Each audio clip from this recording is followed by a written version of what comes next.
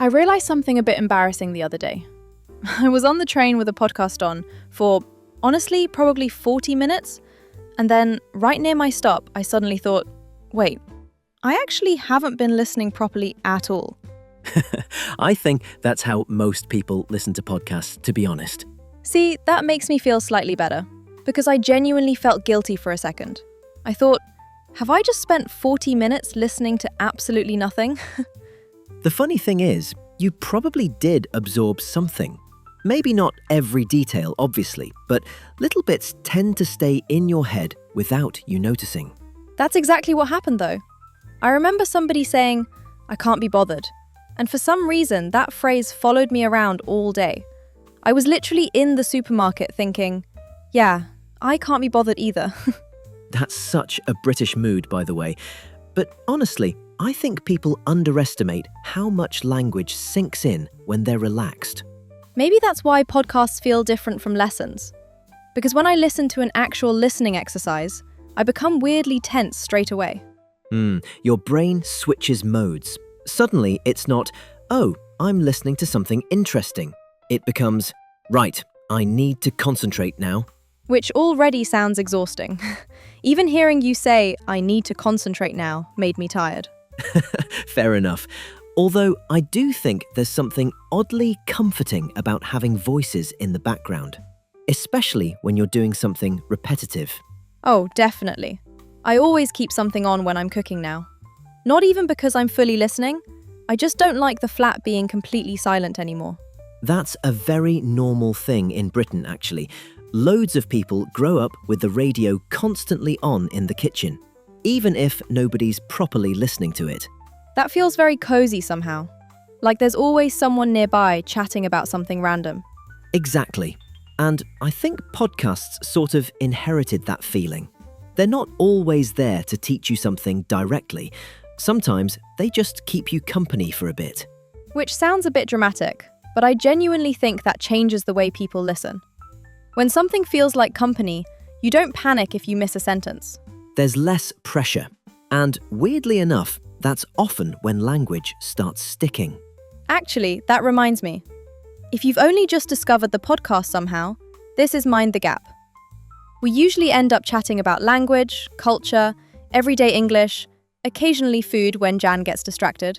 I stand by that, by the way. Food conversations are important conversations. See? This is exactly what happens here. You know what the worst feeling is, though? It's when someone says, all right, today we're going to do a listening exercise. And somehow your body reacts before your brain does. Like, my shoulders immediately tense up. That's probably years of school conditioning kicking in. It genuinely feels like work straight away. Even if the topic itself isn't difficult, the moment it becomes a task, I start overthinking everything. Like, oh no, what if I miss a word?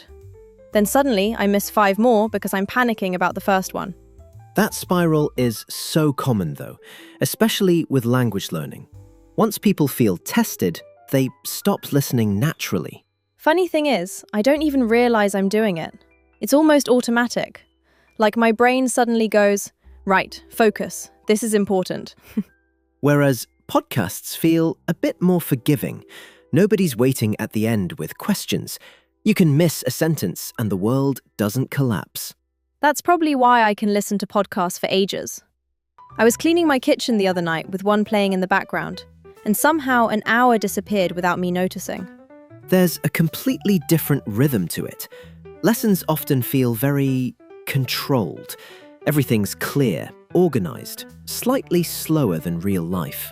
Which sounds helpful in theory, but sometimes it almost feels too clean. That's a good way to put it, actually. Real conversations are messy. People hesitate, change direction halfway through a sentence, forget words, talk over each other a little. Nobody in real life speaks like a listening textbook. Imagine if they did, though. Good morning, Sarah. Shall we discuss our weekend plans in a calm and grammatically correct manner? Honestly, terrifying. I'd leave the room immediately. Still, I think that's why podcasts feel more alive to people. You hear pauses, you hear uncertainty. Sometimes you hear somebody completely lose their train of thought. Which weirdly makes it easier to listen to, because it sounds human. That's the thing people don't always notice. Textbooks teach sentences, but conversations teach rhythm. And rhythm matters more than most learners realize. When you say rhythm, you mean like the flow of how people actually speak? Partly, yeah. Not just speed either. It's the way people pause before a thought, or soften a sentence when they're unsure. Even little things like sort of, you know, I mean. Those tiny details carry emotion. That reminds me of something, actually. When I first started listening to British podcasts properly, I kept thinking, why does this feel easier than watching dramas? And I think part of it was the tone. Nobody sounded like they were performing. There's less pressure in the voice itself. A lot of podcasts sound more conversational, more relaxed, almost like you're sitting nearby, overhearing people talk. Which is oddly comforting at night, by the way. I've definitely fallen asleep listening to people discussing sandwiches before. To be fair, food podcasts are dangerous. You either learn English or end up ordering takeaway at midnight. There's another thing I've noticed lately. Some podcast voices just immediately relax me for some reason. Like, the second they start talking, my brain goes, oh, all right then. I completely get that. Certain voices become weirdly familiar after a while, even if you've never met the person. That's the strange bit though, isn't it? You technically don't know them at all, but after listening for months, it almost feels like you do. Humans are probably more attached to voices than we realize, especially voices we hear repeatedly in everyday situations. Mine always happens at night. I'll put something on while making tea or tidying up, and eventually the host just becomes part of the evening somehow. That's actually really common in Britain. Loads of people grow up with the radio constantly on somewhere in the house. Kitchen, living room, car. There's usually some voice in the background. I love that image, honestly. Especially on rainy days. There's something very comforting about hearing somebody casually chatting while you're doing ordinary things. Maybe that's why podcasts work so well for language learners too. Because eventually, English stops sounding like study material. It just starts sounding familiar. That actually happened to me without me noticing. I used to associate English with stress all the time. Exams, homework, subtitles, trying to catch every single word. That sounds exhausting already. It was. But somewhere along the line, podcasts changed the feeling a bit. Now, English sometimes just means I'm making dinner at 10 o'clock, listening to two people argue about biscuits. Important debates, by the way.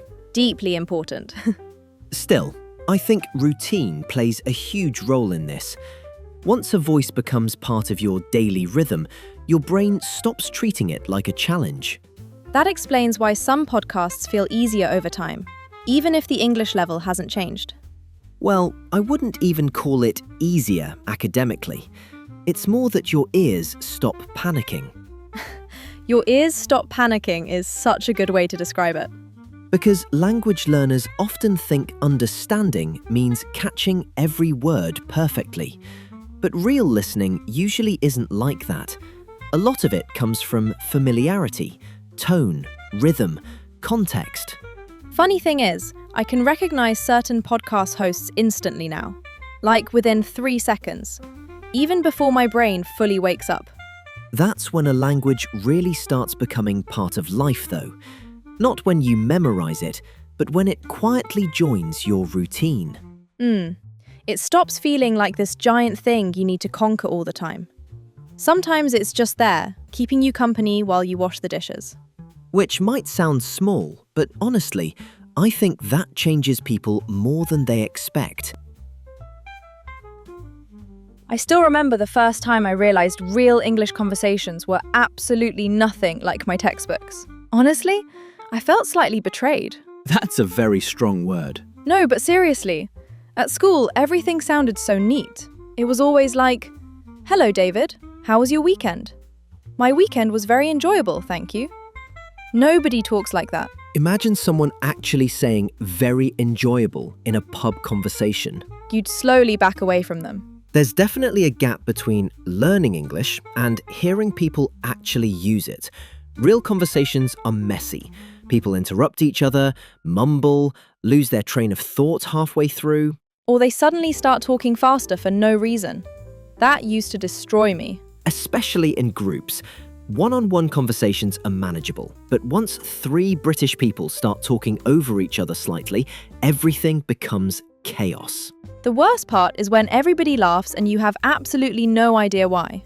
You just sort of join in half a second later, pretending you understood. That's practically a language learning survival skill. Looking back, I think textbooks accidentally gave me the idea that good English meant perfect English. Like complete sentences, clear pronunciation, no hesitation. Whereas real native speakers hesitate constantly. People say, sort of, wait, what was I saying again? All the time. That actually made me feel better once I noticed it, because I realized fluent people don't sound perfect either. Not even close. Some people ramble for ages without reaching a point. That feels very British somehow. Fair observation. British conversations do sometimes wander around before arriving anywhere. Another thing that confused me was sarcasm. Nobody warned me how much British people say things they don't literally mean. Oh, that catches people off guard all the time, especially words like interesting. That word is terrifying, because sometimes it means, that's genuinely interesting, and sometimes it means, I absolutely hate this. Tone does a lot of heavy lifting in British English. People often soften opinions instead of saying things directly. Which sounds polite, until you realize somebody's politely destroying your idea. Not bad is another classic one. Foreign learners often think it sounds average, but honestly, if a British person says your cooking is not bad, that can be extremely high praise. British compliments really do come with emotional damage sometimes. It's all part of the experience. Still, I think hearing that messy side of English is important, because once learners realize conversations aren't supposed to sound perfect, they relax a bit more. That might explain why podcasts help people so much, actually. You hear unfinished thoughts, awkward pauses, people changing topics randomly, and somehow it makes English feel more possible. Because real language isn't polished all the time. Most conversations are slightly chaotic, and honestly, that's probably a good thing. Something's changed for me recently, though. I don't think I obsess over understanding every single word anymore, which is strange because I used to do that constantly. That usually happens after people spend enough time around the language. The panic starts fading a bit. Mine used to be terrible. If I missed one sentence, I'd immediately start rewinding in my head trying to recover it. Meanwhile, the conversation had already moved on completely. Which means you stop listening to the present moment because you're stuck thinking about the past sentence. Funny thing is, I genuinely thought that was what good listening meant. Like proper students were supposed to catch everything perfectly. Most native speakers don't even do that with each other. That honestly makes me feel so much better every time you say it. But it's true. Real conversations aren't designed to be processed word by word. People rely on context, tone, familiarity. Your brain fills in gaps naturally. Which sounds obvious now, but I swear nobody explains that when you're learning English in school. Schools often teach language as information, but a huge part of language is actually familiarity. You hear the same patterns over and over until they stop feeling foreign. That happened to me with phrases like, fair enough. At first, I had no idea why British people said it so much. Now, I catch myself saying it in real life without even noticing. That's usually how language settles in, not through memorizing once, but through hearing something 50 different times in 50 different situations. It's almost annoying how natural that process is.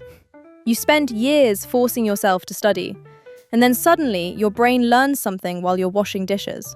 That's because your brain relaxes enough to absorb patterns instead of analyzing every word. I think that's why podcasts work for me at night especially. I'm too tired to overthink, so somehow I just listen more naturally. There's probably something very healthy about that, honestly. People underestimate how exhausting it is to constantly monitor yourself while learning a language. Especially when you're translating everything in your head. That used to drain me so quickly. Then, one day, slowly but surely, you notice certain phrases no longer need translating. You just understand the feeling immediately. That's such a weird moment when it first happens. You almost stop and think, hang on, did I just understand that automatically? Sometimes understanding comes after familiarity. I genuinely think that's how a lot of listening develops. Which takes a lot of pressure off, actually. Because maybe progress isn't always this dramatic moment where everything suddenly clicks. Most of the time, it's quieter than that. You get used to the rhythm first. Then, gradually, without really noticing, the language starts feeling less distant. That's probably one of the nicest things about podcasts, honestly. You can grow more comfortable with English without feeling like you're constantly being tested.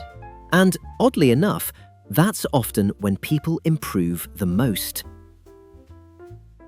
You know, the more we talk about this, the more I realize maybe people aren't always looking for the best way to learn English. Sometimes they just want it to feel less exhausting.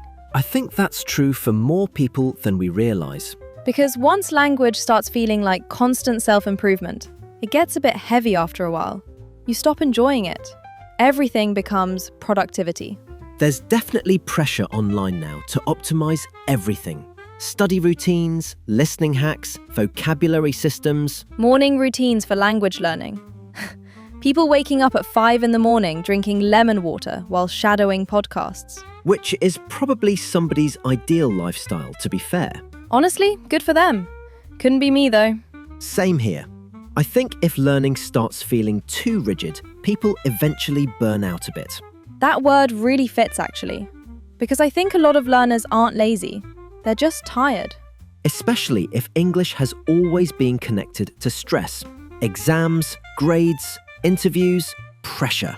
Which is why podcasts feel different emotionally somehow. You're not necessarily trying to achieve anything while listening. Sometimes people just want English to feel human. That's probably the nicest way anyone's ever described it. But I mean it genuinely. Language isn't only information. It's atmosphere, personality, humor, emotion, all those tiny human things. Which podcasts are strangely good at, actually. You start recognizing people's moods just from their tone. You notice when somebody's tired or distracted or trying not to laugh. That's when language stops feeling flat. It becomes connected to real people instead of textbook examples. I think that's what changed things for me eventually. English stopped feeling like this giant academic subject. It became something that could just exist in normal life.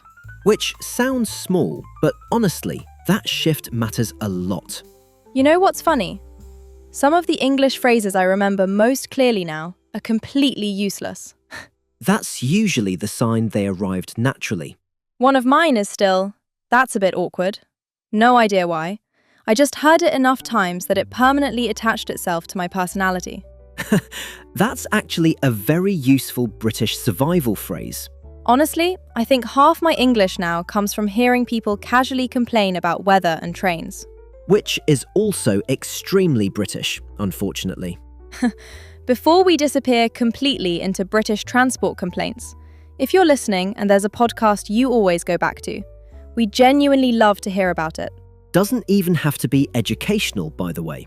Sometimes the best ones are just people chatting about random things well. Those are usually the ones that stick around longest. Anyway, if you enjoyed today's conversation, feel free to follow the podcast or share it with someone else who's trying to make English feel a bit less stressful. Right, I'm off to pretend background listening counts as productivity again. That's the spirit. We'll see you next week.